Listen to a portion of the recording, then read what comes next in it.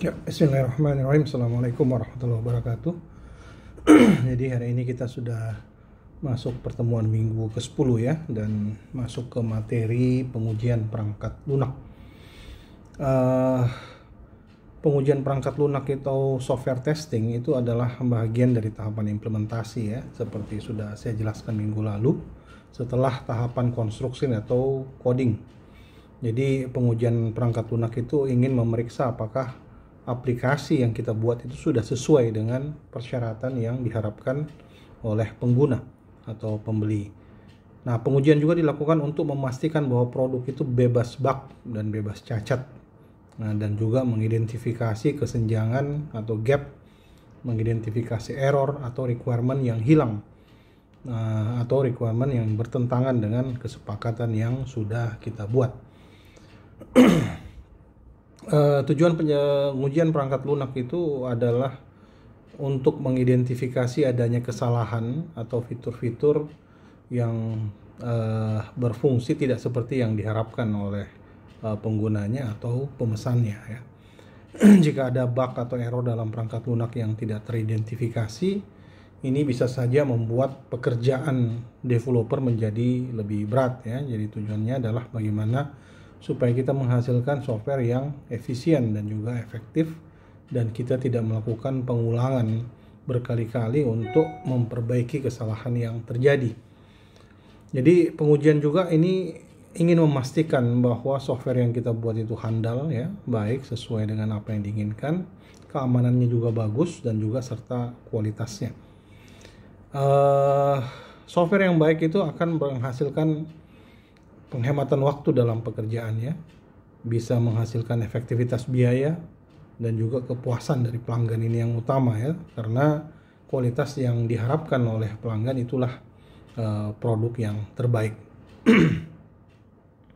Di sini ada tipe atau jenisnya software testing ya. Pada dasarnya software testing itu dibagi dua, ada manual testing dan juga ada automation testing ya. Cuma di sini kita lebih mengkaji dan umumnya mendalami yang masuk kategori manual testing. Nah, di manual testing ini kita sering mendengar kata-kata pengujian white box dan black box ya. Ini juga sesuatu kata yang sudah familiar ya. Kemudian ada gray box. Nah, gray box ini agak berbeda sedikit ya, karena gray box ini sebenarnya penggabungan saja antara white box sama black box. Nah, sedangkan black box sendiri kita bisa menguji dua hal yang menjadi di bagian analisis menjadi requirement ya. Jadi dari functional requirement kita bisa mengajukan functional testing, dan dari non-functional requirement kita bisa menghasilkan non-functional testing.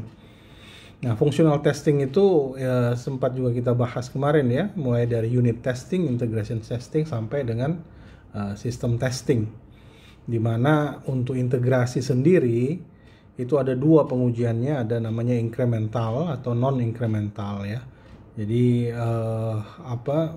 increment itu meningkat ya. Jadi kalau versioning lah, orang bilang juga versioning. Dan di incremental itu ada yang top down, ada juga yang bottom up ya. Jadi proses tertingginya sistem ke unit ya, itu top down, kemudian bottom up itu dari unit testing ke sistem ya. Jadi itu namanya bottom up. Nah, sedangkan di non-functional requirement itu dibagi atas tiga, ada performance testing, ada usability testing, dan compatibility testing ya. Kalau compatibility testing itu diuji misalnya di platform yang berbeda ya, bisa jalan di platform berbeda. Usability ya intinya berfungsi lah ya. Kalau fungsional ya, usability penggunaannya berjalan dengan baik. Sedangkan di performance ada yang namanya load testing, pengujian dengan beban, kemudian ada stress testing ya, membuat pengetesan sampai tingkatan tertentu ya, kemudian menguji skalanya ya, scalability testing, dan stabilitas dari pengujian atau stability testing. Nah, ini bisa kita lihat di beberapa penjelasan ya. Jadi sebenarnya apa sih bedanya manual testing sama automation ya? Jadi perangkat lunak untuk manual ya, pengujian perangkat lunak di mana penguji secara manual menjalankan uji kasus tanpa menggunakan alat otomatisasi ya. Karena otomatisasi juga ini kita harus bikin skrip sendiri juga ya. Kita harus bikin program sendiri juga untuk mengujinya secara otomatis. Tapi banyak yang merasa bahwa otomatis itu kadang-kadang tidak bisa mengcover seluruhnya ya, seluruh permasalahan. Nah, kalau manual testing, pengujian dilakukan secara manual di setiap kondisi ya, menggunakan kumpulan data yang berbeda, dan juga tingkat keberhasilan kegagalannya setiap transaksi itu semua harus dicatat. Nah, jenis pengujian itu butuh pengetahuan, pengalaman, keterampilan analisis, kreativitas, dan intuisi dari penguji program itu. Nah, di sini ada beberapa tools yang biasa digunakan untuk pengujian manual ya. Ada Strika, Booksila, Jira, Mantis, Track, Redmine, Focus, Lighthouse, dan lain-lain. Nah, ini bisa kalian kalau ada yang mau coba-coba ya silahkan ya. Dan itu mungkin juga ada sebagian sudah tidak ada, atau sebagian sudah ada lagi nama-nama baru lagi ya. Ini sudah cukup lama juga. Kemudian automation ya, tadi sudah dikatakan dia bisa bikin script sendiri, dia lakukan proses otomatisasi ya. Jadi seperti menguji regresi, menguji otomatisasi. Otomasi juga digunakan untuk menguji aplikasi dari sudut pandang beban kerja, kinerja, tegangan. Ya, ini mirip juga sebenarnya, tapi ini dilakukan secara otomasi. Pengujian otomatis memungkinkan Anda menjalankan tugas berulang dan uji regresi tanpa campur tangan dari pengujian manual. Meskipun semua proses dilakukan otomatis, otomatisasi memerlukan beberapa upaya manusia, ya, utamanya untuk membuat skrip atau pengujian awal, termasuk juga nanti membuat skenario pengujian. Ya, oke. Kemudian ya tadi sudah dikatakan ya, white box, black box ini sesuatu yang sudah lumrah kita dengar ya. Dan banyak sekali skripsi itu menggunakan black box. Kenapa pakai black box? Ya karena kita cuma perlu tahu inputnya seperti apa dan apakah outputnya seperti yang kita harapkan ya. Itu sederhana sekali. Nah, beda dengan pengujian white box ya. White box itu ya kita menguji codingnya ya, programnya, struktur programnya ya. Semua itu bisa kita uji ya. Logikanya seperti apa, alurnya seperti apa ya. Itu semua diuji dengan menggunakan white box ya. Jadi kalau dibayangkan white box itu kayak kotak transparan di mana isi dari kotak itu kelihatan. Nah, isi itu seperti coding ya, isi kotak itu. Kalau black box ya hitam aja, dia cuma ada input dan ada output ya. Apakah input yang dimasukkan sesuai, apakah diproses sesuai, apakah dia menghasilkan output yang sesuai. Kalau itu semua sudah sesuai ya pengujian black box-nya berhasil. Nah, kombinasi antara white box sama black box ini itu disebut sebagai pengujian gray box. Ya. Jadi adalah kombinasi dari black box dan juga white box ya. Nah, di sini juga tadi sudah dijelaskan ya, pengujian fungsional itu melibatkan pengujian persyaratan fungsional atau functional requirement dari sistem yang kita uji. Ya, setiap spesifikasi kebutuhan aplikasi divalidasi dan melewatkan data pengujian dan membandingkan hasil aktual dengan yang diharapkan. Nah, sama dengan ini pengujian perangkat lunak non-fungsional itu mengacu pada non-functional requirement-nya yang di tahapan analisis ya, yang tidak tercakup dalam pengujian fungsional. Jadi di sini di non-fungsional kita menguji apakah sistem memenuhi atribut kualitas non-fungsional dan memastikan bahwa sistem berperilaku atau beroperasi dengan cara yang diperlukan. Nah, proses pengujian fungsional di sini ada 5 tahapan ya. Kita identifikasi dulu kebutuhan bisnisnya atau fungsi-fungsinya dari proses pemodelan proses ya atau pemodelan fungsi.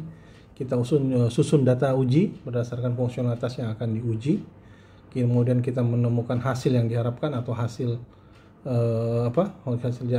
menemukan hasil yang diharapkan saja ya. Kemudian kita mengeksekusi kasus uji kalau ada kasus yang kita buat atau skenario yang kita buat. Kemudian kita bandingkan hasil sebenarnya dengan yang diharapkan. Kalau yang sebenarnya dan diharapkan itu sama atau mendekati sama, itu kita anggap pengujian berhasil. Nah, kalau untuk skenario pengujian non-fungsional kita periksa berapa banyak pengguna yang bisa menggunakan sistem secara bersamaan. Ya, ini kita testing, kita periksa apakah sistem itu kompatibel dengan berbagai perangkat yang diinginkan ya, sistem operasi, browsernya Ya, apakah dia bisa jalan Chrome bagus, bisa jalan Mozilla bagus, ya, bisa jalan di Safari bagus. Nah, itu artinya dia kompatibel dengan semua platform. Ya, periksa apakah informasi kartu kredit, debit, pelanggan, informasi pribadi terkait pembayaran apapun dienkripsi dengan aman. Jadi kalau kita melibatkan transaksi keuangan, nah itu harus ada kerjasama ya dengan lembaga-lembaga keuangan. Kemudian periksa seberapa cepat atau mudah pengguna bisa mempelajari aplikasi yang kita buat itu. Ya, ini sudah kita bahas ya di di minggu lalu ya, unit testing, integration testing sampai dengan acceptance testing. Kita pas saja dulu. Nah, ini ada di sini smoke testing ya. Jadi pengujian yang melibatkan pelaksanaan sejumlah uji kasus terbatas untuk memastikan bahwa aplikasi atau modul itu baru saja dipertimbangkan untuk pengujian menyeluruh. Jika uji kasus asap ini gagal, smoke testing gagal, maka aplikasi ditolak untuk pengujian lebih lanjut. Kemudian regression ini jenis pengujian dilakukan untuk memastikan bahwa perbaikan kode atau implementasi fungsionalitas baru tidak mempengaruhi fungsionalitas yang berfungsi sebelumnya. Ya, jangan sampai kita bikin program, tapi program itu ternyata mempengaruhi program-program yang sebelumnya atau merusak bahkan program sebelumnya. Kemudian ada lagi namanya sanity testing ya. Sanity testing ini pengujian melibatkan atau menjalankan subset pengujian regresi untuk memastikan bahwa perbaikan baru itu tidak mempengaruhi fungsionalitas dari fungsi yang sudah berfungsi tapi dalam waktu yang lebih singkat dengan pengujian regresi ya. Nah, kalau non fungsional ini yang namanya performance testing itu kita bagi lagi menjadi load testing, stress testing, dan volume testing ya. Jadi kalau load testing ini dilakukan dengan memeriksa kemampuan sistem mengelola beban. Berapa pengguna yang menggunakan sistem secara bersamaan, itu kita berikan load beban ya. Nah, selama pengujian ini tim mencoba memberi tekanan pada sistem dan masuk dengan banyak pengguna dan mengakses modul atau fungsi tertentu secara bersamaan. Nah, kemudian hasilnya nanti dicek ya, atau kita lihat saja apakah websitenya itu hang atau tidak ya, biasanya kalau di load test. Nah, mirip juga dengan stress testing, ini menguji ketahanan sistem di bawah tekanan yang parah. Ya, dalam pengujian beban kapasitas maksimum itu diketahui sementara. Jadi dalam pengujian beban itu kapasitasnya kita tahu ya. Sedangkan dalam pengujian sementara, dalam pengujian tekanan beban itu kita tidak tahu. Jadi kita nanti yang akan memberikan batasan. Jadi stress testing itu misalnya kalau tadi load testing kita uji dengan 1000 orang misalnya, dia berhasil, oh ya bagus, lolos load testing. Kalau stress testing kita naikkan 1000 orang berhasil, terus naik 10.000 orang masih bisa, terus naik 100.000, oh sudah error. Ya, itu stress testing namanya ya. Jadi ada peningkatan peningkatan jumlah beban yang diberikan. Kemudian yang ketiga, volume testing ini membantu dalam memeriksa kinerja sistem ya, ketika ukuran dari basis datanya itu kita tingkatkan ya. Setelah kita tingkatkan basis datanya, beberapa query kita aktifkan secara bersamaan ya untuk memeriksa seberapa efektif itu sistem dapat bertukar data. Ini juga akan memeriksa kehilangan data dan kelambatan dalam merespon suatu transaksi. Nah, ada juga yang namanya security testing ya. Ini juga penting dari pengujian non fungsional ya. Jadi dalam pengujian ini kesiapan sistem untuk melawan keserangan-serangan dari luar ya. Jadi ini masuk kategori security, keamanan ya. Jadi hanya yang berwenang saja sebenarnya yang diizinkan oleh untuk masuk. Kemudian usability memeriksa seberapa mudah pengguna dapat menggunakan sistem. Ya, ini diperlu untuk melihat seberapa cepat atau mudahnya pengguna bisa belajar dan menjalankan sistem. Nah, jika pengguna tidak bisa menelusuri sistem dengan mudah, mungkin pengguna kehilangan minat pada aplikasi. Mungkin ya karena tampilannya kurang baik ya, sampai pelanggan kita tidak puas. Nah, kemudian berikutnya mengenai compatibility ya, sistem harus dapat berjalan secara efisien, memenuhi semua fungsinya tanpa masalah ya.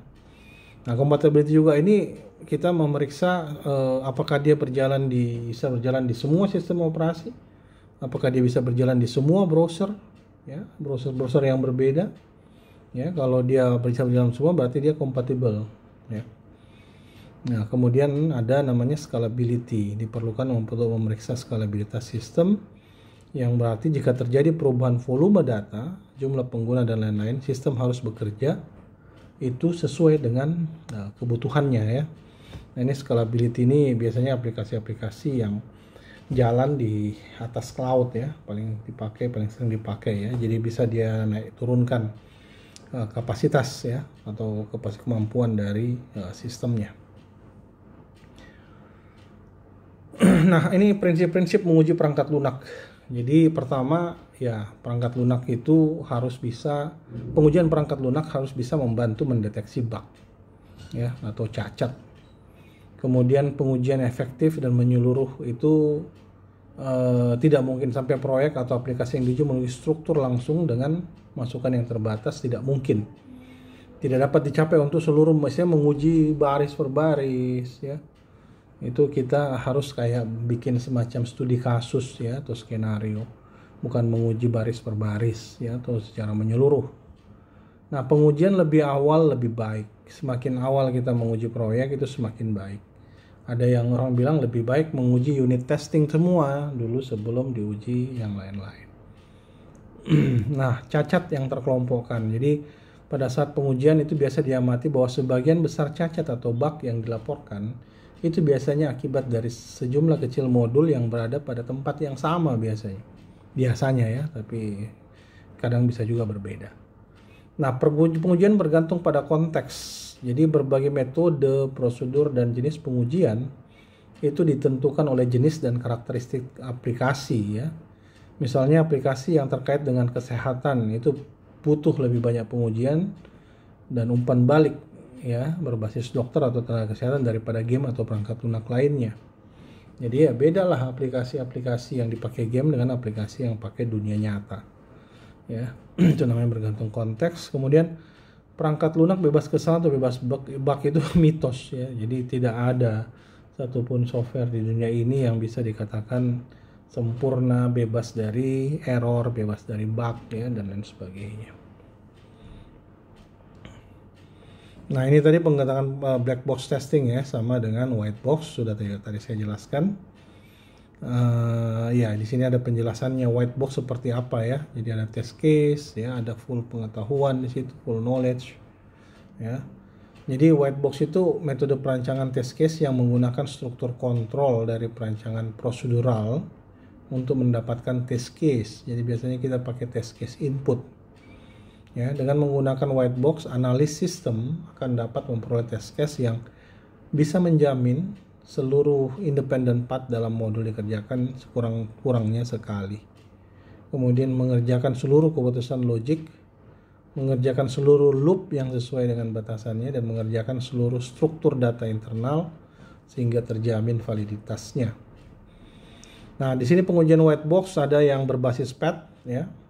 Nah, itu notasi diagram pakai cyclomatic complexity ya, test case atau graph metric. Ada juga pengujian loop ya. Jadi loop tersarang, loop terangkai, dan loop tidak terstruktur.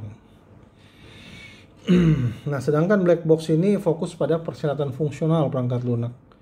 Pengujian ini memungkinkan analisis untuk memperoleh kumpulan kondisi input ya. Dia tidak perlu terlalu paham di dalamnya ya kalau untuk pengujian seperti ini. Jadi ini kondisi input yang bisa mengerjakan seluruh keperluan fungsional program. Tujuan metode ini adalah mencari kesalahan atau fungsi yang salah atau fungsi yang hilang. Bisa jadi kesalahan pada interface, bisa jadi kesalahan pada struktur data atau database-nya, bisa jadi karena kesalahan performance, dan bisa jadi karena kesalahan inisialisasi dan tujuan akhir. Nah, yang tadi sering dipakai untuk white box itu ada jenis equivalence partitioning dengan boundary value analysis. Ini termasuk jenis-jenis pengujian black box. Nah, ini bisa lihat penjelasannya ya melalui YouTube di bawah ini. Kalau gray box tadi sudah ya, kombinasi black box sama white box.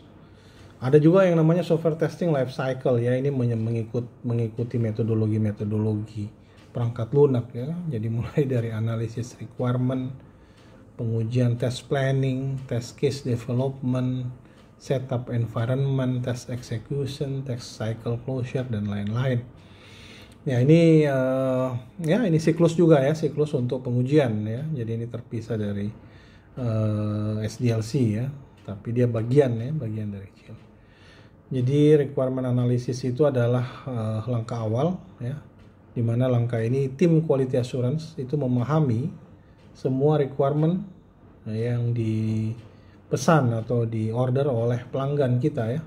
Dalam hal nanti si quality assurance akan menguji ya. Quality assurance ini yang software tester lah kita bilang ya, untuk menguji kualitas dari tester yang kita bangun. Kemudian dari test planning ya, kita buat strategi pengujian. Jadi ini uji strategi ya. Pada fase ini manajer pengujian terlibat untuk menentukan upaya dan juga perkiraan biaya untuk seluruh proyek. Kemudian ada test case development, pengembangan kasus uji dimulai setelah fase perencanaan pengujian selesai. Di sini adalah fase SDLC di mana penguji mencatat uji kasus terperinci ya. Selain uji kasus, tim penguji juga menyiapkan data uji untuk pengujian ya. Nah, setelah uji kasus siap, maka uji kasus ini ditinjau oleh anggota sejawat atau pimpinan dari quality assurance ya. Kemudian ada environment setup ya, kita menyiapkan lingkungan pengujian ya. Jadi misalnya software kita mau dipakai di suatu lingkungan operator pelatihan misalnya. Ya kita siapkan lingkungannya ya, siapkan seluruh komputernya. Nah, lingkungan pengujian, area pengaturan perangkat lunak dan perangkat keras untuk tim pengujian ini menjalankan kasus pengujian. Bisa juga dilakukan pada saat acceptance test ya. Ditaruh software itu di tempat yang seharusnya. Nah, ada tes eksekusi ya, atau tes execution ya. Ini adalah fase berikutnya. Kita menguji eksekusi pengujian di sini. Jadi kita proses eksekusi kode dengan membandingkan hasil diharapkan dengan yang sebenarnya. Kemudian saat eksekusi pengujian dimulai, analis pengujian mulai mengeksekusi skrip atau pengujian berdasarkan strategi pengujian yang diizinkan dalam proyek. Nah, kemudian ada test cycle closure ya, fase terakhir dari penutupan siklus uji. Ini melibatkan pertemuan anggota tim pengujian dan mengevaluasi kriteria penyelesaian siklus berdasarkan cakupan tes, kualitas, biaya, waktu, tujuan bisnis kritis, dan perangkat lunaknya. Nah, strategi uji coba atau pengujian perangkat lunak ini memudahkan perancang atau programmer juga menentukan keberhasilan sistem yang telah dikerjakan. Hal yang harus diperhatikan di sini adalah langkah-langkah perencanaan dan pelaksanaan harus direncanakan dengan baik. Ya, dan berapa lama waktu, upaya, dan sumber yang diperlukan. Nah, karakteristik pengujian perangkat lunak itu pengujian selalu mulai di tingkat modul yang paling bawah atau unit testing ya. Dilanjutkan dengan model atasnya atau integration testing ya. Teknik pengujian yang berbeda bisa saja menghasilkan sedikit perbedaan ya. Bisa dalam waktu ya, maupun dalam hasil akhir. Pengujian dilakukan oleh pengembang perangkat lunak dan untuk proyek yang besar suatu kelompok penguji perangkat lunak yang independen. Nah, ini kalau softwarenya besar itu dia maunya pengujinya orang dari luar ya, jangan sama dengan orang yang bikin proyek. Pengujian dan debugging merupakan aktivitas yang berbeda, tapi debugging termasuk salah satu dari strategi pengujian. Nah, ini VV ya, verifikasi dan validasi. Jadi pengujian perangkat lunak adalah elemen dari topik yang lebih luas, sering diacu sebagai verifikasi dan validasi. Jadi verifikasi itu kumpulan aktivitas yang menjamin penerapan perangkat lunak benar-benar sesuai dengan fungsinya. Jadi kalau kita verifikasi, pastikan semua persyaratan itu kita penuhi. Ya, itu kalau verifikasi. Kalau validasi, kumpulan aktivitas yang berbeda memastikan bahwa perangkat lunak yang dibangun dapat memenuhi keperluan pelanggan. Validasi kita memastikan seluruh kebenaran dari software yang kita buat apakah sudah memenuhi persyaratan yang ditentukan oleh pelanggan. Dengan kata lain, verifikasi itu apakah kita membuat produk dengan benar. Verifikasi itu terkait cara dan proses. Sedangkan validasi apakah kita membuat produk yang benar. Dia orientasinya adalah hasil akhir. Ya. Jadi definisi dari V&V di sini meliputi berbagai aktivitas yang kita rujuk sebagai jaminan kualitas dari perangkat lunak. Nah, ini ada pandangan yang sedikit berbeda dari yang minggu lalu kita bahas ya, di mana istilah error, failure ya dengan Bug itu kita bahas kemarin. Nah, di sini ada lagi satu istilahnya fault ya, dan juga dia punya konsep atau konteksnya ini berbeda ya. Jadi kalau fault itu kesalahan source code yang mungkin bisa menimbulkan failure saat dia dijalankan. Nah, itu fault ya. Jadi ini bukan pandangan dari sisi user. Yang kemarin itu dari sisi user. Ada juga yang mengatakan error itu kesalahan dalam logika yang mungkin menimbulkan failure ketika program juga sedang dijalankan. Jadi fault itu kesalahan source code, sedangkan error itu adalah kesalahan logika.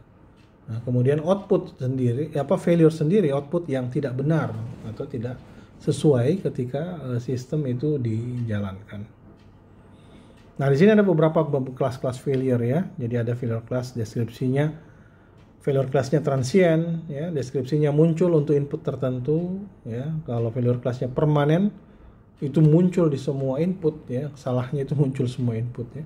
Kalau transient itu kesalahannya muncul di input tertentu. Kalau permanen muncul di semua input. Nah, sedangkan kalau recoverable, sistem dapat diperbaiki secara otomatis ya. Sedangkan unrecoverable tidak dapat diperbaiki secara otomatis. Non-corrupting itu failure tapi tidak merusak data. Sedangkan corrupting itu failure dan juga sekalian merusak data. Nah, terakhir ini adalah contoh-contoh error saat coding ya. Ada namanya syntax error, ya, kesalahan penulisan. Jadi semua bahasa pemrograman itu punya standar penulisan. Nah, kalau kita keluar dari standar penulisan, maka kita kena dengan syntax error. Nah, logic error kalau ada program yang kita buat itu inputnya kita masukkan, tapi hasil outputnya itu tidak seperti yang kita harapkan. Jadi misalnya kita kasih masuk 5 kali 2 misalnya 10 ya. 5 masukkan input 5, input 2, proses perkalian hasilnya 10. Nah, ini hasilnya dia 7 misalnya. Nah, itu namanya ada yang salah dengan programnya ya. Mungkin dia tambahkan bagian operator yang harusnya mengalihkan. Nah, sedangkan runtime error ini error kejadian pada saat mesin bertransaksi ya. Jadi pada saat program itu melakukan transaksi atau ada aktivitas yang dilakukan oleh software itu, dan software itu langsung error pada saat dia mau running ya. Jadi ini misalnya ada angka dibagi dengan 0, itu bisa runtime error ya, kayak gitu. Kemudian error lain itu bisa gunakan variabel nama yang salah ya, termasuk di tempat yang salah. Ataupun juga error dengan saat memanggil fungsi yang salah dan lain-lain. Oke, itu sedikit penjelasan ya tentang pengujian perangkat lunak. Selanjutnya saya akan summary ya dengan mendiskusikan secara bersama-sama. Terima kasih untuk pertemuan ini. Wassalamualaikum warahmatullahi wabarakatuh.